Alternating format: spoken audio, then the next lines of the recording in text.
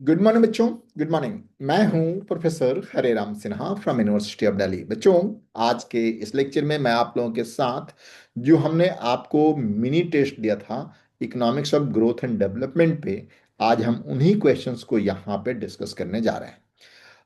इस डिस्कशन के बाद आप अपने आप को परख सकते हैं, अपने आप को टेस्ट कर सकते हैं कि जो मैंने टेस्ट दिया था उसमें आपने कितना सही किया हुआ है। तो बच्चों, बिना देर के हुए चलते हैं स्क्रीन पे। और सबसे पहला क्वेश्चन आपकी स्क्रीन पे है, आप इसे देख सकते हैं। क्वेश्चन है पहला, in the solo growth model what determine the long run growth. Solo वृद्धि मॉडल में दीर्घकालीन आर्थिक विकास किससे निर्धारित होती है?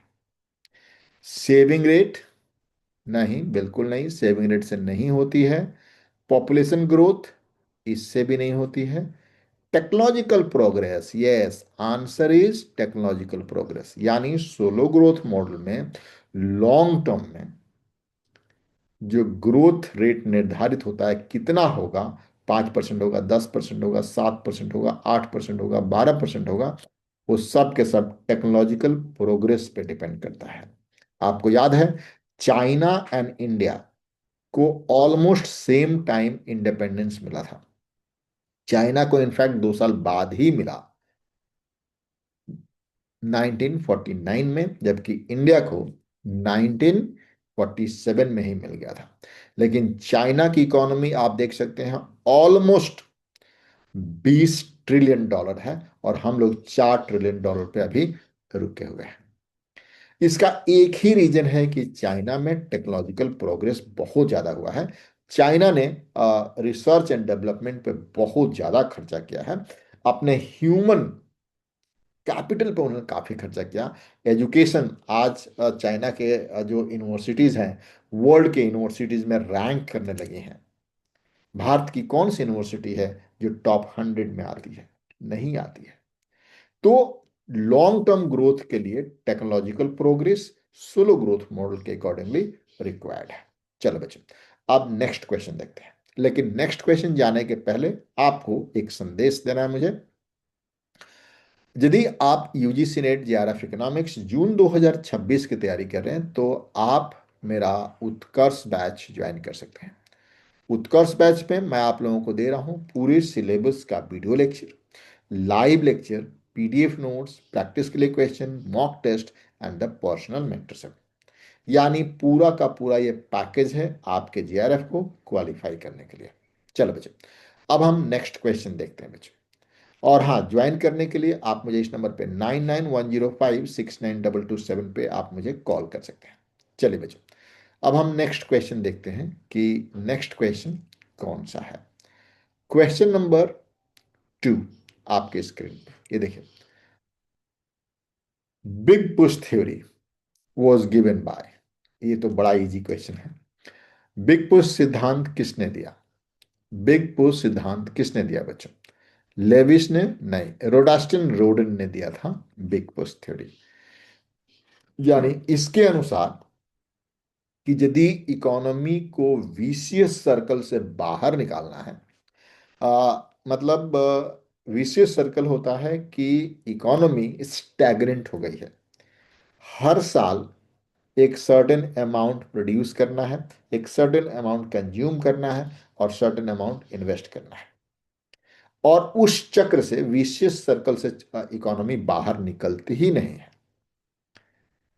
तो यदि उस चक्र से बाहर निकलना है, उस ग्रोथ रेट को तोड़ करके आगे ग्रोथ रेट को एस्टैब्लिश करना है, तो आपको हर सेक्टर में ह्यूज इन्वेस्टमेंट करना पड़ेगा। और यही बिग पुश थ्योरी बताता है। यानी बिग पुश सिद्धांत ये बताता है कि विशेष सर्कल को तोड़ने के लिए हर सेक्टर में ह्यूज इन्वेस्टमेंट करना पड़ता है, और इस सिद्धांत को दिया था रोडास्टन रोडेन ने। ठीक है बच्चों, आगे बात करते हैं। क्वेश्चन नंबर 3 आपके स्क्रीन पे बच्चों। Which are the feature of endogenous growth model? आंतरिक वृद्धि सिद्धांत की विशेषताएं कौन कौन सी हैं? Human capital, knowledge spillover, increasing return, या फिर diminishing return to all factors. यहां पे मैं बता दूं कि इंडोजीनियस ग्रोथ के लिए ह्यूमन कैपिटल का ह्यूमन कैपिटल में ग्रोथ होना बहुत जरूरी है। तो ये भी आपका सही है। नॉलेज स्पिलओवर, ज्ञान की बाध्यताएं, ये भी बहुत जरूरी है। अन इंक्रीजिंग रिटर्न, ये भी बहुत जरूरी है। यानी इंक्रीजिंग रिटर्न के लिए, सॉरी, एंडोजिनियस ग्रोथ थ्योरी के लिए ए, बी एंड सी, ये तीन ये तीन क्या है बच्चों, कंपोनेंट जरूरी है, तीन एलिमेंट जरूरी है। आगे बात करते हैं नेक्स्ट क्वेश्चन पे। क्वेश्चन नंबर 4 आपके स्क्रीन पे आप देख सकते हैं बच्चों। क्वेश्चन नंबर 4, ये असर्शन एंड रीजन वाले क्वेश्चन है।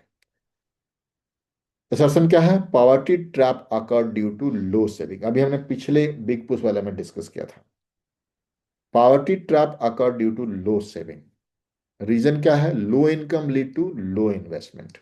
हिंदी में देखिए, कम बचत के कारण गरीबी का जाल उत्पन्न होता है। कारण क्या है? कम आय से निवेश कम होता है और फिर आदमी विशेष सर्कल में फंसा का फंसा रह जाता है। तो ये क्या है? ए भी सही है, एंड ए जो है, बी जो है, इसको प्रॉपरली एक्सप्लेन करता है। यानी both are true and B explain the correct reason. तो answer is A. Answer is A. Next question, question number 5 आपके स्क्रीन पर। Lewis model assume, Lewis model क्या मानता है? सरप्लस लेबर इन एग्रीकल्चर, बिल्कुल सही बात है बच्चों, ये भी मानता है। जीरो मार्जिनल प्रोडक्टिविटी, यानी जो सरप्लस लेबर है एग्रीकल्चर एरिया में, एग्रीकल्चर सेक्टर में, उनकी मार्जिनल प्रोडक्टिविटी जीरो है। और इसका क्या मतलब होता है? कि डिसगाइज्ड अनएम्प्लॉयमेंट है ना। लुइस ये मानता है। Labour transfer from transfer to modern sector, बिल्कुल सही बात है। कि जो उनका कहना है कि एक इकोनॉमी में एट ए टाइम, जो डेवलपिंग इकोनॉमी है उसमें दो सेक्टर्स होते हैं। एक ट्रेडिशनल सेक्टर होता है और एक मॉडर्न सेक्टर होता है। ट्रेडिशनल सेक्टर में एग्रीकल्चर वगैरह आ जाते हैं और मॉडर्न में आईटी इंडस्ट्रीज वगैरह आ जाती हैं। एग्रीकल्चर में सरप्लस वर्कर होते हैं, छुपी हुई बेरोजगारी होती है। यदि उन वर्कर्स को वहां से निकाल करके ट्रेंड किया जाए एंड आईटी सेक्टर या जिसमें उनकी प्रोडक्टिविटी ज़्यादा है, यदि वहां भेजा जाए, तो इकोनॉमी का ग्रोथ हो सकता है। तो इसका आंसर है, इसका मतलब है कि D, option D is your answer. चलिए बच्चों, समझ में आ गया। अब इसके और आगे बढ़ने के पहले एक और मैं आपको फिर से दोहराना चाहूंगा कि यदि आप यूजीसी नेट जेआरएफ इकोनॉमिक्स जून 2026 की तैयारी कर रहे हैं, तो फिर आज ही आप ज्वाइन करिए मेरा उत्कर्ष बैच। ये बहुत ही सिस्टमेटिक ढंग से, स्ट्रक्चर्ड तरीके से ये बनाया गया है। जैसे मैं क्या करता हूँ, पहले वीडियो, ठीक है, उसके बाद उस वीडियो से जो टॉपिक है उनसे क्वेश्चंस हम डिस्कस करते हैं। जैसे अभी क्वेश्चन डिस्कस हो रहा है, वहां पे डाला गया है। उसके बाद उसका पीडीएफ, यानी टॉपिक का भी पीडीएफ एंड क्वेश्चन का भी पीडीएफ, एंड फिर मैं डाउट के लिए हमेशा अवेलेबल रहता हूँ। तो ये स्ट्रक्चर्ड कोर्स है बिल्कुल। उसके बाद आपके पास पीडीएफ नोट्स है, प्रैक्टिस के लिए क्वेश्चन है, मॉक टेस्ट है, और मैं हमेशा, यानी पर्सनल मेंटरशिप तो मेरा है ही। तो फिर देर मत करिए, आज ही आप इको पाठशाला का ऐप डाउनलोड करिए, कोर्सेज में जाइए और वहीं से आप जा करके उत्कर्ष बैच में आप ज्वाइन हो सकते हैं। चलिए आगे बात करते हैं। ज्वाइन करने के लिए 9910569227 पे आप मुझे कॉल कर सकते हैं। चलो बच्चों, चलिए नेक्स्ट क्वेश्चन आपके स्क्रीन पे, क्वेश्चन नंबर 6। क्वेश्चन नंबर 6 आपके स्क्रीन पे। Which index adjust HDI for inequality? असमानता को ध्यान रखते हुए एचडीआई को कौन सा सूचक समायोजित करता है? एमपीआई नहीं, आईएचडीआई, यस, ये वाला आंसर है। Answer is B. Question number 7, balance growth required, संतुलित वृद्धि के लिए क्या आवश्यक है? साइमल्टेनियस सेक्टरल इन्वेस्टमेंट, बिल्कुल सही बात है, अभी मैंने बताया था। बैलेंस ग्रोथ के लिए आपको बिग पुश थ्योरी यानी हर सेक्टर में इन्वेस्टमेंट जरूरी है। ठीक है। कोऑर्डिनेटेड डिमांड चाहिए बच्चों, बिल्कुल सही बात है। लार्ज मार्केट सही चाहिए, लेकिन सेक्टरल इम्बैलेंस नहीं चाहिए। यानी इसका आंसर होगा क्या? ए, बी, सी। क्लियर है बच्चों? ए, बी एंड सी। चलिए नेक्स्ट क्वेश्चन हम बात करते हैं बच्चों। क्वेश्चन नंबर 8 आपके स्क्रीन पे। हैरोड एंड डोमर मॉडल देखिए please. Harrod and Domar instability arises due to. Harrod Domar model में अस्थिरता किस कारण से उत्पन्न होती है? Flexible capital output ratio? नहीं। फिक्स कैपिटल आउटपुट रेशियो की वजह से वहां पे इनस्टेबिलिटी राइज होती है। क्वेश्चन नंबर 9 आपके स्क्रीन पे बच्चों। Kuznets curve show inequality first rises then fall. Reason क्या है उसका? Structural transformation widen the gap initially. Kuznets वक्र में पहले असमानता बढ़ती है फिर घटती है। कारण क्या है? संरचनात्मक परिवर्तन प्रारंभ में वेतन स्तर बढ़ाता है। बिल्कुल सही बात है, ए एंड बी दोनों सही है। एंड बी जो है ए का एक्सप्लेनेशन है, यानी आर का एक्सप्लेनेशन है।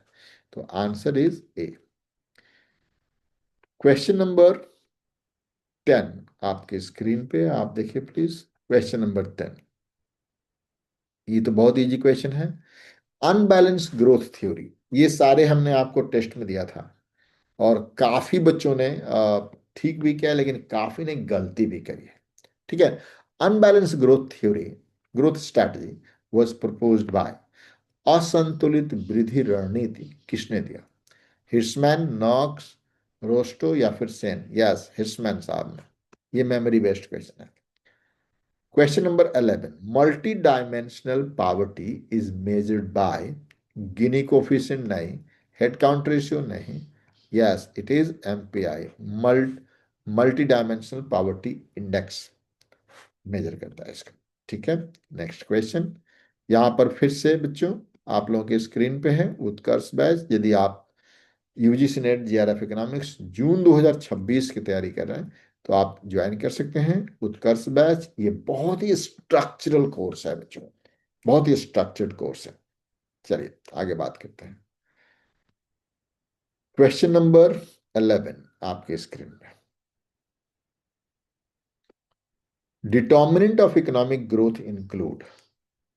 आर्थिक वृद्धि के निर्धारक कौन कौन से हैं? टेक्नोलॉजी है, कैपिटल फॉर्मेशन है, इंस्टीट्यूशनल क्वालिटी है, एंड इन्फ्लेशन नहीं है। इकोनॉमिक ग्रोथ के लिए टेक्नोलॉजी जरूरी है, कैपिटल फॉर्मेशन यानी इन्वेस्टमेंट जरूरी है, एंड इंस्टीट्यूशनल अच्छे क्वालिटी के इंस्टीट्यूशन भी होने चाहिए। नेक्स्ट क्वेश्चन देखिए please. Question number 13, golden rule of capital maximises. Golden rule of capital किसको मैक्सिमाइज करता है? मैंने आपको 16 में पढ़ाया है। Golden rule represent the maximum consumption at steady state। याद है बच्चों आप लोगों को? मैक्सिमम आउटपुट नहीं करता है बच्चों, इन्वेस्टमेंट नहीं करता है, कंजम्पशन करता है। Golden rule maximise the consumption at steady state level. Next question आपके स्क्रीन पे बच्चों। Question number 13, 14 and 15। देखिए क्वेश्चन नंबर 15, असर्शन, असर्शन और रीजन वाले क्वेश्चन है। Human development focus only on income. Reason क्या है? It include education and health. दोनों ही गलत है। यहां पे इनकम के साथ साथ आपका education level, education index plus आपके पास क्या है? हेल्थ इंडेक्स भी है। ये सिर्फ इनकम इंडेक्स नहीं है, ये हेल्थ, यानी दोनों ही गलत है। दोनों, बोथ आर फॉल्स। क्लियर है? चलिए नेक्स्ट क्वेश्चन। क्वेश्चन नंबर 15 देखिए। Circular cumulative causation was given by. परिपत्र संचयी कारणता सिद्धांत किसने दिया? मिडल ने दिया। ये तो मेमोरी बेस्ड क्वेश्चन है, इसमें कोई समय लगाने की जरूरत नहीं है। ठीक है बच्चों, नेक्स्ट क्वेश्चन आपके स्क्रीन पे। Question number